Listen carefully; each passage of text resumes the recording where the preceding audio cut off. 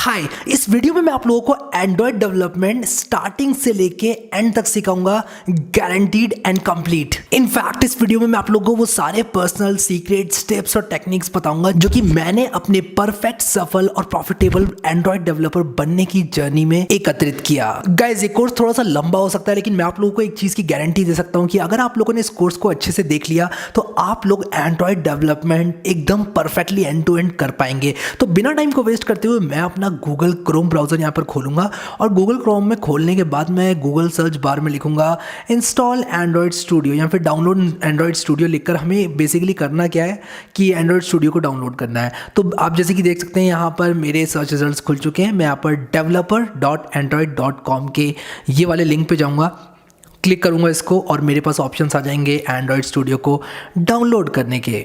यहाँ पर आप लोग को सिंपली डाउनलोड एंड्रॉयड स्टूडियो जो भी लेटेस्ट वर्जन है उसको आप लोग डाउनलोड कर लें और यहाँ पर ये जो आप लोगों को लाइसेंस एग्रीमेंट दिखा रहा है इसको कंप्लीटली पढ़ लेना और पढ़ने के बाद आप लोग इसको एग्री करते हुए आगे बढ़ना और एंड्रॉयड स्टूडियो को डाउनलोड कर लेना। बस जितनी देर में आपका ये डाउनलोड हो रहा है मैं चाहता हूँ कि आप लोग इस वीडियो को लाइक कर दें और नीचे कमेंट में मुझे बता दें कि आप लोग कहाँ से हैं और आपका नाम क्या है। इससे होगा ये कि कभी भी मुझे आप लोगों को कोई चीट शीट वगैरह देनी होगी या फिर कोई भी ऐसी रिसोर्स मुझे आप लोगों को देनी पड़ गई तो मैं कमेंट का आपके रिप्लाई कर दूंगा। इसलिए बहुत ज़्यादा इंपॉर्टेंट है, मुझे नीचे अपना नाम और आप लोग कहाँ से हैं ज़रूर बता देना। आपके इंटरनेट स्पीड के मुताबिक आपका एंड्रॉयड स्टूडियो आपके कंप्यूटर में डाउनलोड हो जाएगा और आप लोग देख सकते हैं कि मेरे डाउनलोड फोल्डर के अंदर यहाँ पर बहुत सारी चीज़ें और मैंने अभी जो एंड्रॉयड स्टूडियो डाउनलोड किया ये भी आप लोगों को यहाँ पर दिखाई पड़ रहा होगा। मैं इस पर डबल क्लिक करूंगा इसको इंस्टॉल करने के लिए। जैसे कि आप देख सकते हैं यहाँ पर ये बॉक्सेस मुझे मिल रहे हैं।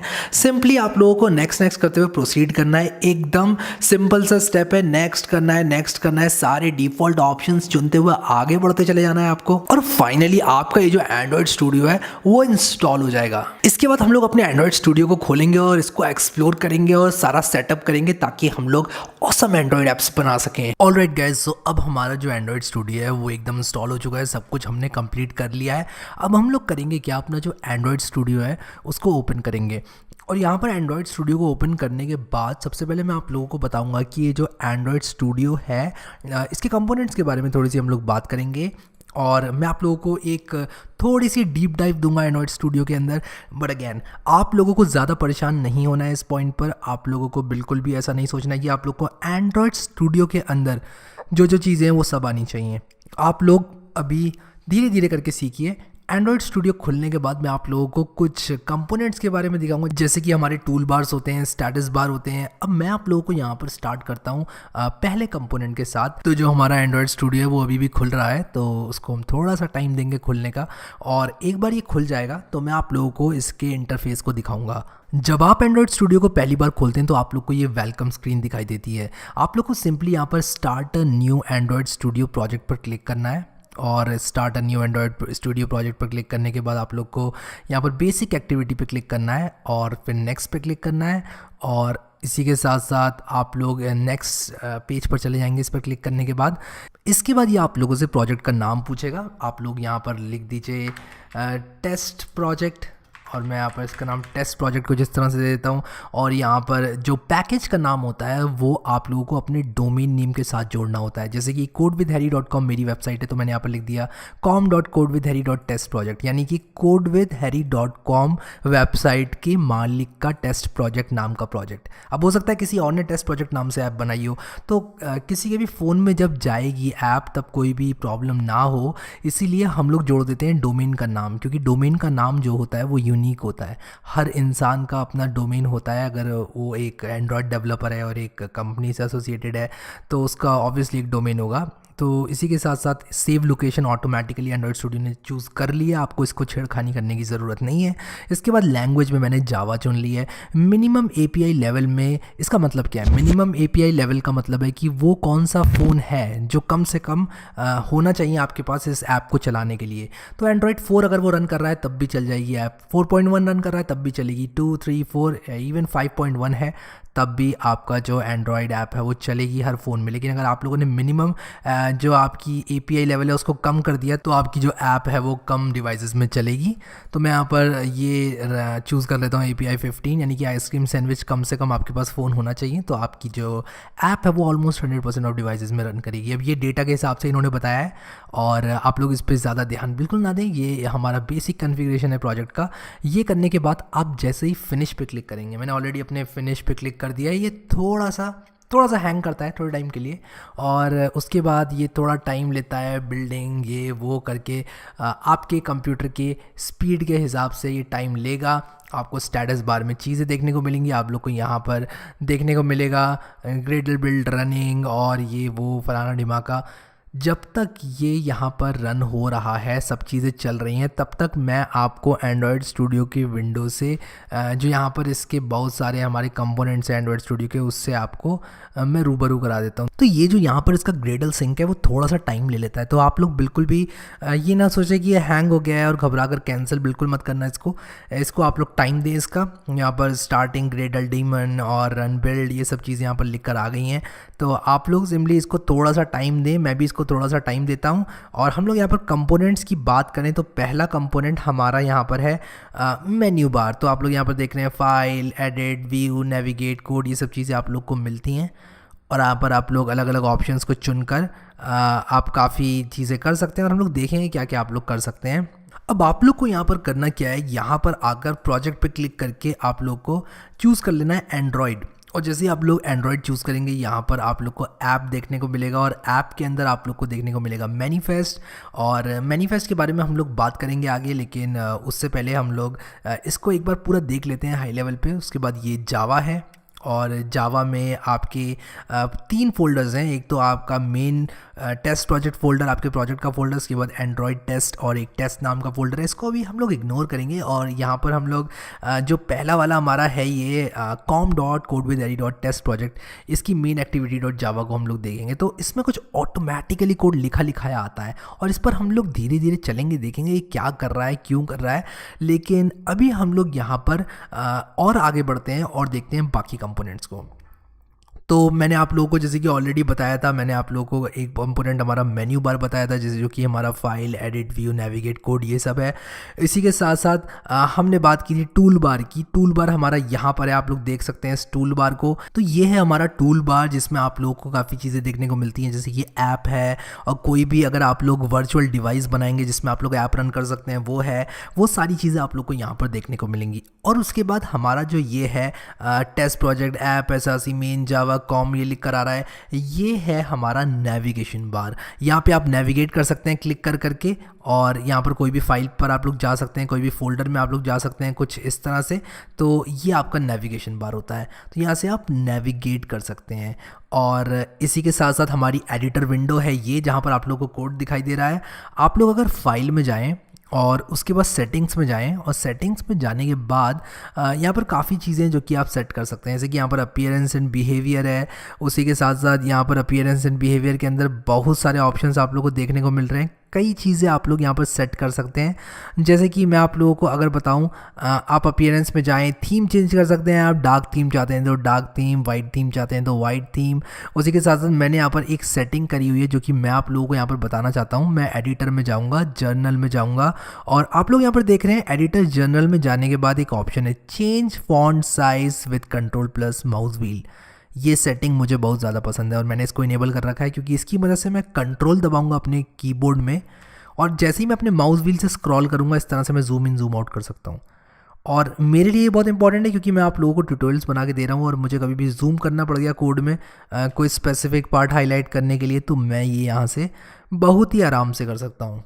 तो ये है हमारा, मैं यहाँ पर इस तरह से जूम कर सकता हूँ, जूम इन जूम आउट। और उसी के साथ साथ मैं आप लोगों को और जो भी सेटिंग्स लगेंगी हमारे कोर्स के दौरान मैं आप लोगों को बताता रहूँगा। तो ये थी हमारी एडिटर विंडो, और एडिटर विंडो के बाद हम लोग बात करेंगे टूल विंडो बार की। और ये सारे जो ऑप्शंस आपको दिख रहे हैं यहाँ पर एकदम एक्सट्रीम लेफ़्ट साइड में, ये है हमारा टूल विंडो बार। और हम लोग देखेंगे इसको कब एक्सपेंड करना है, और अभी हम प्रोजेक्ट वाले सेक्शन में हैं, बट अगेन हमें कभी भी इसको एक्सपेंड करने की ज़रूरत पड़ी तो मैं आप लोगों को इस कोर्स के दौरान बताता रहूँगा। तो ये था हमारा टूल विंडो बार। इसके बाद हमारा टूल विंडोज़ होती हैं, जैसे कि ये हमारी एक विंडो है, एक टूल विंडो है, ये हमारी एक टूल विंडो है, नीचे हमारी एक और टूल विंडो आ जाएगी जब हम रन करेंगे। जैसे कि अगर मैं यहाँ पर लॉगकैट को पुल करूँ तो ये एक टूल विंडो है। इसके बाद हमारा लास्ट कंपोनेंट है स्टेटस बार, और ये रहा हमारा स्टेटस बार, जहाँ पर हमें स्टेटस देखने को मिलता है कि ग्रेडल बिल्ड रन कर रहा है या नहीं कर रहा है, या फिर अभी इस टाइम पर क्या हमारा एंड्रॉयड स्टूडियो कर रहा है, बिज़ी है कि नहीं है, ग्रेडल बिल्ड रन हो रहा है कि नहीं, आपकी APK बन रही है आपकी ऐप की या नहीं, वो सारी चीज़ें आप लोगों को यहाँ नीचे देखने को मिलती हैं। अब जो मैं आप लोगों को यहाँ पर बताने वाला हूँ वो है हमारा इम्यूलेटर को बनाना, यानी कि एक ऐसा डिवाइस बनाना जिस पे कि हम लोग अपनी ऐप को रन करेंगे। अब आप लोग सोच रहे होंगे अभी तक हमने ऐप तो बनाई नहीं है और हम एमुलेटर पहले बनाए पड़े हैं, तो मैं आप लोगों को यहाँ पर बता देता हूँ कि हमें एमुलेटर की ज़रूरत पड़ेगी ऐप को रन करने के लिए। तो आप लोग अगर यहाँ पर ये प्ले वाला बटन देख रहे हैं ऊपर और इस पर आप क्लिक करें तो ये यहाँ पर बोलेगा कि नो टारगेट डिवाइस फाउंड। ये कह रहा है कि आपके पास कोई डिवाइस ही नहीं है जिसमें आप रन कर सकें। तो अगर आप यहाँ पर क्लिक करें नो डिवाइसेस पे, तो यहाँ पर आप लोगों को ओपन AVD मैनेजर मिलेगा, उस पर आप क्लिक करें और आपका AVD मैनेजर खुल जाएगा। कभी कभी थोड़ा स्लो हो जाता है ये, बट आप लोग यहाँ पर क्रिएट वर्चुअल डिवाइस पे क्लिक कर दीजिए। और वर्चुअल डिवाइस के बारे में बताना चाहूँगा एक बार और, ये कुछ नहीं है, ये एक डिवाइस है जो कि आपके एंड्रॉयड स्टूडियो के साथ रहेगा और उसमें आप लोग अपनी ऐप को रन करेंगे। तो फ़ोन पे क्लिक किया, ऑलरेडी यहाँ पर फ़ोन हाईलाइटेड है और उसके बाद Pixel 2 हाईलाइटेड है। मैं नेक्स्ट कर दूंगा, यहाँ पर ज़्यादा चीज़ें चेंज मैं बिल्कुल नहीं करूँगा, बट अगेन आप लोग यहाँ पर कस्टमाइज़ कर सकते हैं अपने फ़ोन को, किसी भी तरह का एक फ़ोन आप लोग यहाँ प्रोड्यूस कर सकते हैं और उस पर टेस्टिंग कर सकते हैं। अभी के लिए हम लोग नॉगट रखेंगे, 25 API लेवल, सब कुछ डिफ़ॉल्ट जो मुझे मिल रहा है वो मैं रखूँगा। नेक्स्ट पे क्लिक करूँगा और ये करने के बाद आप लोग यहाँ पर देख रहे हैं कि सब कुछ मैं एकदम डिफ़ॉल्ट कर रहा हूँ। इसका नाम मैं चेंज कर दूँगा, इसका नाम मैं कर दूँगा हैरी भाईस फ़ोन, ठीक है। तो मैं हैरी भाईस फ़ोन इसका नाम रख दूँगा। और ये मुझसे कह रहा है कि आप यहाँ पर एक नीचे देखो AVD name can contain only the characters, ये तो मैं हैरी भाई फ़ोन कर दूंगा इसको, क्योंकि ये कह रहा है कि आप यहाँ पर एपोस्ट्रॉफी यूज़ नहीं कर सकते, ठीक है। हैरी भाई फ़ोन मैंने इसका नाम रख दिया और मैं फिनिश पे क्लिक कर दूंगा। और जैसे ही मैं फिनिश पे क्लिक करूँगा ये मेरे लिए, तो ये बेसिकली करता क्या है कि आपके फ़ोन के जो भी रिसोर्सेज वगैरह आपके फ़ोन को चाहिए वो एलोकेट कर देता है। यहाँ पर एक चीज़ पॉइंट आउट करना चाहूँगा, बहुत इंपॉर्टेंट है। आप लोग यहाँ पर राइट क्लिक करें, अपने टास्क बार में जाएं और टास्क बार में जाने के बाद आप परफॉर्मेंस में जाएं। परफॉर्मेंस में जाने के बाद जब आप लोग यहाँ पर CPU पे क्लिक करेंगे तो आप लोग यहाँ पर देखिए वर्चुअलाइजेशन आपका इनेबल्ड होना चाहिए। यहाँ पर ये वर्चुअलाइजेशन से मेरा इनेबल्ड लिख कर आ रहा है ना, ये होना चाहिए, वरना आप लोग को प्रॉब्लम फेस करनी पड़ सकती है। अब यहाँ पर 99% लोगों का वर्चुअलाइजेशन इनेबल रहेगा, लेकिन तब भी मैं ये बात बता रहा हूँ क्योंकि अगर आप लोग इस तरह की कोई प्रॉब्लम में पड़ गए तो आप ये सबसे पहले चेक करना वर्चुअलाइजेशन इनेबल होना चाहिए। उसके बाद आप गूगल पर सर्च करते हैं कुछ इस तरह से, जैसे कि मान लीजिए आप लोग अगर डेल इंस्पायरॉन यूज़ कर रहे हैं, डेल इंस्पायरॉन आपको जैसे सर्च कर सकते हैं हाउ टू इनेबल वर्चुअलाइजेशन, तो इससे क्या होगा कि आप अपने वर्चुअलाइजेशन को इनेबल कर सकते हैं। आप इंटरनेट पे सर्च करें कि वर्चुअलाइजेशन कैसे इनेबल करना है और यहाँ पर आपको कुछ ना कुछ मिल जाएगा, जैसे कि वीडियो मुझे अभी मिल गई है, बट अगेन इस पर मैं ज़्यादा डीप डाइव बिल्कुल नहीं करूँगा। आप समझ गए मेरे कहने का क्या मतलब है। कोई वीडियो, कोई ब्लॉग या कुछ अच्छी चीज़ रिसोर्स देख के आप लोग अपनी जो प्रॉब्लम है उसको सॉल्व कर सकते हैं। बैक टू एंड्रॉयड स्टूडियो, और मैं यहाँ पर वापस एंड्रॉयड स्टूडियो में आ चुका हूँ और यहाँ पर मैंने हैरी भाई फ़ोन लिखा हुआ है, मेरा फ़ोन तैयार हो चुका है और मैं यहाँ पर अभी बंद कर दूंगा इसको, एंड्रॉयड वर्चुअल डिवाइस मैनेजर को।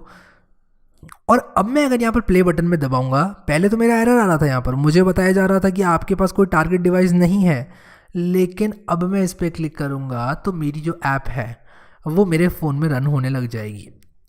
अब आप लोग कहेंगे ऐप तो है ही नहीं, हमने कुछ बनाया ही नहीं है, तो क्या रन हो रहा है? तो आप लोग अभी इसको ऐसे ही छोड़ दीजिए। ये जो हमारी डिफ़ॉल्ट ऐप है उसको रन करने की कोशिश कर रहा है, एक हेलो वर्ल्ड डिफ़ॉल्ट ऐप ये जनरेट कर देता है।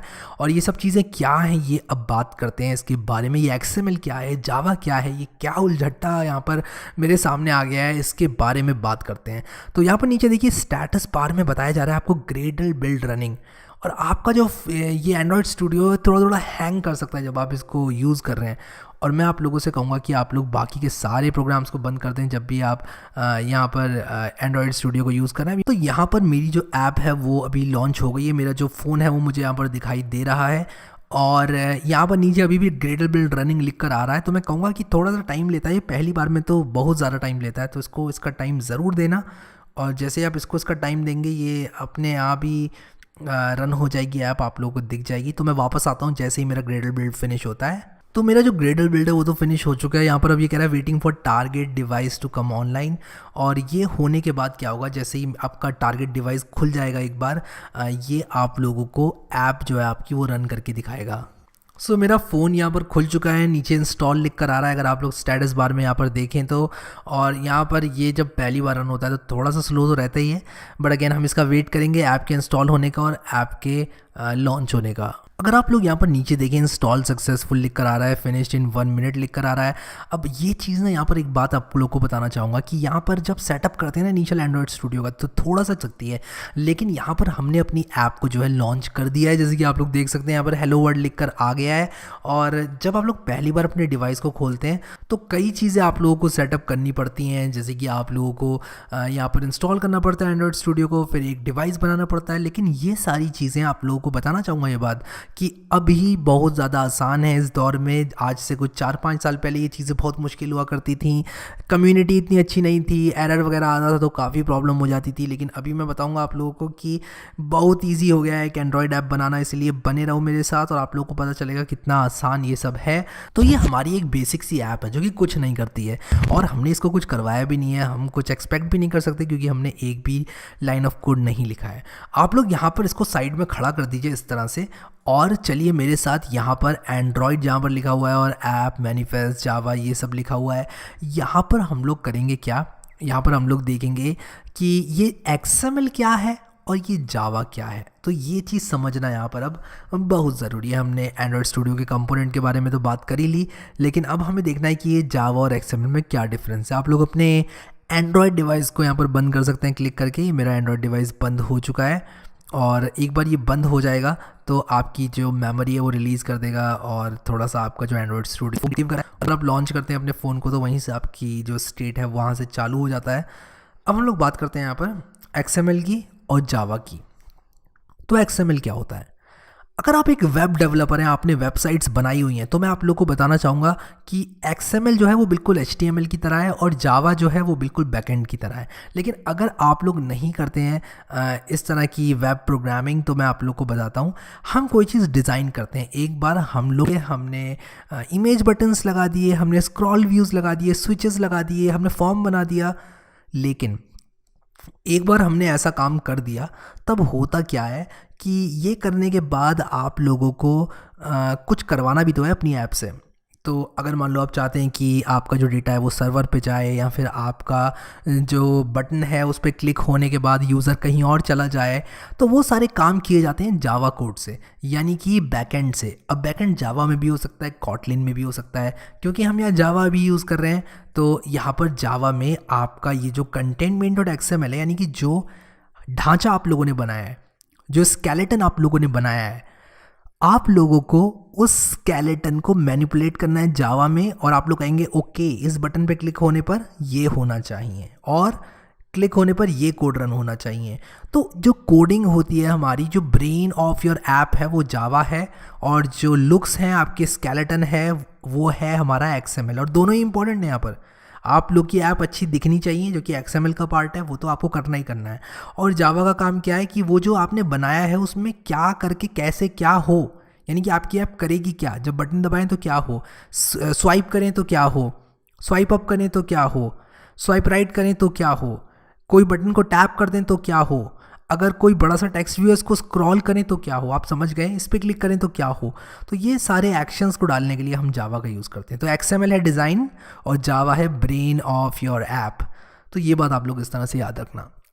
सबसे पहले हम XML में डिज़ाइनिंग करते हैं, फिर जावा में जाके उस डिज़ाइनिंग को मैनिपुलेट करते हैं। यहाँ पर अगर आप लोग XML में आए तो ये एक टेक्स्ट फाइल होती है, ये एक टेक्स्ट फाइल है और ये भी एक टेक्स्ट फाइल है, यानी कि इसके अंदर कुछ टेक्स्ट है। हमने यहाँ पर पैकेज कॉम ये करके कोडिंग लिखी हुई है और कोड टेक्स्ट ही होता है। XML भी टेक्स्ट होती है, लेकिन आप लोग कहेंगे हमें टेक्स्ट तो दिखाई नहीं दे रहा है हैरी भाई, यहाँ पर तो कुछ डिज़ाइन दिखाई दे रहा है। तो मैं आप लोगों को बताना चाहूँगा यहाँ पर 2 व्यूज़ हैं इसके, एक डिज़ाइन एक टेक्स्ट। बेसिकली ये टेक्स्ट होता है हमारा, जो कि हमारा एंड्रॉयड स्टूडियो पार्स करता है। लेकिन इस टेक्स्ट को किस तरह से लिखा जाए आसानी से अपने टास्क को एकम्प्लिश करने के लिए, वो आप डिज़ाइन मोड में आके कर सकते हैं। जैसे कि अगर मैं यहाँ पर एक बटन ऐड कर दूँ और बटन ऐड करके यहाँ पर छोड़ दूँ तब आप लोग यहाँ पर टेक्स्ट में देखेंगे ऑटोमेटिकली यहाँ पर बटन आ जाएगा। तो यहाँ पर अगर मैं टेक्स्ट में आऊँ तब ये देखो यहाँ पर बटन आ चुका है, और यहाँ पर इसमें इसके एक्स, इसकी लेआउट हाइट, इसकी वेट सब कुछ यहाँ पर आ चुकी है। और डिज़ाइन में मैं यहाँ पर एट्रीब्यूट्स चेंज कर सकता हूँ। अब ये सारी चीज़ें मैं आप लोगों को करके बताऊँगा, अभी के लिए मैं आप लोगों को कंफ्यूज नहीं करूँगा। तो आप लोग को अभी के लिए मेरा बताने का मकसद ये था, XML होता है हमारा डिज़ाइन और जावा होती है हमारी ब्रेन ऑफ द ऐप। ये दो चीज़ें होती हैं। अलग अलग फाइल्स हम XML की देखेंगे, लेकिन जो हमारे कंटेंट मेन डॉट XML है पर्टिकुलरली, वो हमारी डिज़ाइनिंग के लिए होती है। हमारे पास मैनिफेस्ट में भी एक XML होती है, और भी XML फाइल्स हम डील कर सकते हैं, लेकिन ये हमारी ब्रेन ऑफ द ऐप होती है जावा। और हमारी ये जो कंटेंट मेन डॉट XML है वो होती है हमारी डिज़ाइनिंग के लिए, हमारे ऐप कैसी दिखेगी इस चीज़ के लिए। अब हमारे पास एक रेस्ट फोल्डर भी है यहाँ पर, और रेस्ट फोल्डर के अंदर, रेस्ट का मतलब है रिसोर्सेज, और इसमें हम जो रिसोर्सेज यूज़ करेंगे जैसे कि इमेज और भी चीज़ें होती हैं, हम लोग इन बारे में बात करेंगे। मेन्यू वगैरह बनाएंगे तो ड्रॉएबल वगैरह बनाएंगे तो वो सारी चीज़ें हमारी रिसोर्सेज में आती हैं। और ड्रॉएबल में हम इमेजेस वगैरह डालते हैं, यहाँ पर हम लोग पेस्ट कर सकते हैं इमेजेस को डायरेक्टली राइट क्लिक करके, और मैं आप लोगों को दिखाऊंगा ये सब चीज़ें किस तरह काम करती हैं। अभी के लिए हम लोग चलेंगे अपने कोड कंप्लीशन की तरफ। ये कोड कंप्लीशन क्या है, एंड्रॉयड स्टूडियो किस तरह का कोड कंप्लीशन प्रदान करता है, इस बारे में थोड़ी सी बात करेंगे। अगर मैं यहाँ पर कोड कंप्लीशन की बात करूँ तो एंड्रॉयड स्टूडियो 3 तरह के कोड कंप्लीशन प्रदान करता है। एक तो होता है बेसिक कंप्लीशन, एक होता है स्मार्ट कंप्लीशन, एक होता है स्टेटमेंट कंप्लीशन। अब आप लोग को ज़्यादा इसके अंदर नहीं जाना है, मैं बस आप लोग की इन्फॉर्मेशन के लिए बता रहा हूँ। जो बेसिक कंप्लीशन होता है वो आपके वेरिएबल के नाम, वो सब चीज़ें ऑटो कंप्लीट करने में मदद करता है। स्मार्ट कंप्लीशन क्या करता है, कॉन्टेक्स्ट के आधार पे आप लोग को ऑप्शन देता है ऑटो कंप्लीट के। और आपका जो स्टेटमेंट कंप्लीशन है वो आपको ब्रैकेट्स, पैरेंथेसिस, वो सब चीज़ें जो है फॉर्मेटिंग वगैरह, ये सब चीज़ें करने में मदद करता है। अब आप लोगों को शॉर्टकट्स रटने की ज़रूरत नहीं है, क्योंकि आपके जो शॉर्टकट्स हैं वो आपको मिल जाएंगे एंड्रॉयड की वेबसाइट पे। अगर आप लोग यहाँ पर लिखेंगे एंड्रॉयड कोड कंप्लीशन तो वो स्पेसिफिक पार्ट खुल के आ जाएगा डॉक्यूमेंटेशन का। अब एंड्रॉयड की डॉक्यूमेंटेशन को पार्स करना आप लोग के लिए थोड़ा सा मुश्किल हो सकता है। एंड्रॉयड की डॉक्यूमेंटेशन को पढ़ के पार्स करना, अपने दिमाग में डालना बहुत ज़्यादा मुश्किल हो सकता है एक बिगिनर के लिए, और इसीलिए मैंने ये वीडियो बनाया हुआ है। तो आप लोग बने रहो मेरे साथ, टेंशन मत लो। नीचे यहाँ पर देखो कोड कंप्लीशन के शॉर्टकट्स दिए हुए हैं विंडोज़ और मैक दोनों में। तो कंट्रोल स्पेस से आप बेसिक कंप्लीशन कर सकते हैं, कंट्रोल शिफ्ट स्पेस से आप लोग स्मार्ट कंप्लीशन कर सकते हैं, और कंट्रोल शिफ्ट एंटर से आप लोग स्टेटमेंट कंप्लीशन कर सकते हैं। अब ये चीज़ आप लोग को रटने की ज़रूरत नहीं है, इसके बिना भी काम हो जाएगा अगर आप लोग कोड सही से लिखते हैं। बट कोड कंप्लीशन के बारे में आप लोगों को एंड्रॉयड स्टूडियो में क्या होता है ये आना चाहिए। अब चलते हैं एक डायग्राम की तरफ, जहाँ पर हम लोग अपना वर्क फ्लो देखेंगे कि एंड्रॉयड में काम करते वक्त हमारा वर्क फ्लो कैसा दिखेगा। तो जो हमारा डेवलपमेंट वर्क फ्लो है वो 5 स्टेप्स में हम लोग करेंगे। सबसे पहले तो हम अपनी वर्क स्पेस को सेटअप करेंगे। तो पहला वाला जो हमारा ये सेटअप है वो होगा हमारी वर्क स्पेस का सेटअप। हम इसमें अपना एनवायरनमेंट सेटअप करेंगे, एंड्रॉयड स्टूडियो को इंस्टॉल करेंगे, एक प्रोजेक्ट बनाएंगे, चुनेंगे हम लोग सारे ऑप्शंस, अपनी ऐप का नाम, वो सब तो वो आता है सेटअप के अंदर, और वो पार्ट हमने इस वीडियो में किया है। इसके बाद हमारा आएगा राइटिंग द कोड। आपकी ऐप के कोड को आप लोगों को लिखना है। अब एंड्रॉयड स्टूडियो के अंदर काफ़ी अच्छे अच्छे टूल्स होते हैं जो कि आप लोगों को ज़्यादा से ज़्यादा कोड लिखवाएंगे कम से कम टाइम में। आप लोग अच्छे से अच्छा UI बनाएंगे, अच्छे से अच्छी रिसोर्सेज यूज़ करेंगे, वो भी बहुत ही कम टाइम में, बहुत ही आसानी से एंड्रॉयड स्टूडियो के टूल्स की मदद से। और हम लोग यहाँ पर अपनी ऐप में इमेजेस और भी एसेट्स हैं वो सब डालेंगे। ये काम आप लोग एक बार कर लेते हैं, यानी कि आपने अपनी ऐप का जो कोड है वो लिख दिया। इसके बाद आप लोग जाएंगे बिल्ड एंड रन वाले फेज़ में। इसमें आप लोग क्या करेंगे, बेसिकली APK बनाएंगे। तो आप लोग सबसे पहले तो एक एंड्रॉयड इम्यूलेटर बनाएंगे, जो कि हमने इस वीडियो में बना ही लिया है ऑलरेडी। और उसके बाद आप लोग उसमें अपनी ऐप को रन करके देखेंगे। आप कहेंगे कि ठीक है, मेरी जो ऐप है वो इस फ़ोन में चल रही है, क्या टैबलेट में भी चल रही है, क्या टैबलेट के साथ साथ कोई और डिवाइस में आप चलाना चाहते हैं, क्या छोटे डिवाइसेस में चल रही है नहीं चल रही है, मीडियम और बड़े डिवाइसेस में चल रही है नहीं चल रही है, वो सारी चीज़ें आप देखेंगे। और आप अपने बिल्ड को कस्टमाइज़ भी कर सकते हैं। बट अगेन ये सब चीज़ें हम लोग आगे देखेंगे। चलते हैं नेक्स्ट फेज़ की तरफ, जो कि है हमारा डीबगिंग, प्रोफाइलिंग और टेस्टिंग फेज़, जिसमें हम लोग हमारी ऐप के साथ कोई भी प्रॉब्लम होती है तो हम लोग उसको डीबग करेंगे, देखेंगे कि परेशानी क्यों आ रही है, और उसके बाद हम लोग प्रोफाइलिंग करेंगे। हम लोग प्रोफाइलिंग टूल्स की मदद से देखेंगे कि हमारी जो ऐप है वो कितनी रिसोर्सेज ले रही है, क्या हमने कुछ ऐसा काम कर दिया है, क्या हमने इमेज जो है बहुत ज़्यादा हाई रेजोल्यूशन की यूज़ कर दी है बहुत छोटी जगह में, उसकी वजह से उसको लोड होने में प्रॉब्लम हो रही है। तो वो सारी चीज़ें हम लोग डीबगिंग करेंगे, प्रोफाइलिंग करेंगे और टेस्टिंग करेंगे, और ये जो हमारी प्रोसेस है वो चलती जाएगी। एक चीज़ यहाँ पर आप लोगों को बताना चाहूँगा, ये सिर्फ एंड्रॉयड स्टूडियो से स्पेसिफिक नहीं है, ये एक जनरल प्रोग्रामिंग की बात है कि कोई भी एप्लीकेशन होती है वो एक बार डिप्लॉय नहीं होती है। आप लोग उस एप्लीकेशन को बनाते हैं, डिप्लॉय करते हैं, डिप्लॉय करने के बाद आप लोग उसमें और डिप्लॉय करते हैं और कोड में चेंजेस करते हैं, उसको अपडेट करते हैं, और उसके बाद आप टेस्टिंग करते हैं, देखते हैं कि सारी की सारी जो चीज़ें आपने डिप्लॉय करी हैं वो सही से काम कर रही हैं या नहीं कर रही हैं। उसके बाद आप लोग उसको वापस से पुश करते हैं प्रोडक्शन में। तो ये जो आपका प्रोसेस है, ये जो प्रोसेस है आपकी, वो चलती रहेगी। आप किसी भी चीज़ का एग्जांपल देख लें, कोई भी बड़ी वेबसाइट, कोई भी बड़ी एप्लीकेशन, कोई भी बड़ा सॉफ्टवेयर, कभी भी आप लोग को एक वर्जन में अटका हुआ नहीं मिलेगा। अगर एक बड़ा सॉफ्टवेयर है तो उसके अपडेट्स आते रहेंगे, नए नए वर्जन इंस्टॉल होते रहेंगे, आपको अपडेट्स इंस्टॉल करते रहने पड़ेंगे, क्योंकि नए नए फीचर्स लॉन्च होते रहेंगे बेस्ड ऑन कैसे ज़िंदगी चेंज हो रही है लोगों की, बेस्ड ऑन कैसे टाइम चेंज हो रहा है, उसके हिसाब से अपनी ऐप को लोग अपडेट करते रहेंगे। तो ये बात मैं आप लोग को यहाँ बताना चाहता था। और आइट्रेट वाले फेस में हम यही करेंगे, डीबगिंग करेंगे, प्रोफाइलिंग करेंगे, टेस्टिंग करेंगे और रीडिप्लॉय करेंगे। तो अब इसके बाद आपने एक बार देख लिया आपकी एपीके सही से काम कर रही है, तब आप लोग क्या करेंगे, उसकी वर्जनिंग करेंगे, यानी कि कौन सा वर्जन है आपकी ऐप का वो आप डालेंगे, और उसके बाद आप साइनिंग करेंगे, यानी कि आप लोग उसको साइन करेंगे ऐप को एक की मदद से। अब यहाँ पर साइनिंग और वर्जनिंग इसकी टेंशन आप बिल्कुल मत लो, क्योंकि अभी हम सबसे ज़्यादा फोकस करेंगे यहाँ पर राइट वाले फेस में, और ये फेस सबसे ज़्यादा इंपॉर्टेंट है। जितना अच्छा कोड लिखा आपने, जितना अच्छा आप लोगों ने अपनी ऐप को बनाया, उतनी ज़्यादा आपकी ऐप सेल करेगी, उतने ज़्यादा आप पैसे कमाएंगे अपनी एंड्रॉयड ऐप की मदद से। अब अगले वीडियो में हम लोग करेंगे क्या, अपनी पहली ऐप बनाएंगे और इस कोर्स को आगे बढ़ाएंगे। यहाँ पर बताना चाहूँगा कि ये जो मैंने डेवलपमेंट वर्कफ्लो आपको बताया, और मैंने यहाँ पर आप लोगों को कोड कंप्लीशन की जो 3 तरीके हैं वो बताए, वो सब चीज़ें आप लोगों को रटने की बिल्कुल ज़रूरत नहीं है, क्योंकि आप लोगों को कोई भी चीज़ जो है इस तरह की प्रोग्रामिंग में याद रखने की ज़रूरत नहीं पड़ती है। सब चीज़ें एक्सपीरियंस से ऑटोमेटिकली आपको याद हो जाए तो वो बात अलग होती है, बट कभी भी किसी चीज़ को रटे ना, क्योंकि इंटरनेट आपके पास रहेगा, स्टैक ओवरफ्लो आपके पास रहेगा, गूगल आपके पास रहेगा, और आप लोग कोई भी चीज़ लुकअप कर सकते हैं। इंपॉर्टेंट है कि आप लोग समझें कि क्या एंड्रॉयड स्टूडियो में कब कैसे हो रहा है, और क्या आप लोगों को करना है अपनी ऐप को बेहतर बनाने के लिए, और बेसिकली आपको चीज़ों की अंडरस्टैंडिंग ज़्यादा रखनी है। सो गाइस, आई होप आपने इस वीडियो को कंप्लीट देखा होगा, समझ में आ गया होगा आप लोगों को कि किस तरह एंड्रॉइड स्टूडियो को सेटअप करना है। अगर आप लोगों ने ये वीडियो कंप्लीट देखा तो मुझे नीचे कमेंट में बता दो कि हैरी भाई कंप्लीट वीडियो देखा। उससे होगा क्या कि मुझे पता चल जाएगा कि कितने लोग जेन्युइनली इंटरेस्टेड हैं। अब यहाँ पर एंड्रॉइड स्टूडियो के अंदर हमने काफ़ी कंपोनेंट्स को देखा। ऐसा हो सकता है कि आप लोगों को कुछ कंपोनेंट्स थोड़े कॉम्प्लेक्स लगे हों, कुछ समझ में नहीं आया हो, सारा का सारा लेआउट आप लोग को याद ना हुआ हो, एंड दैट्स परफेक्टली नॉर्मल। मैं आप लोगों से ये कहना चाहूँगा कि आप लोग सिंपली जो मैं बता रहा हूँ वो करते जाइए।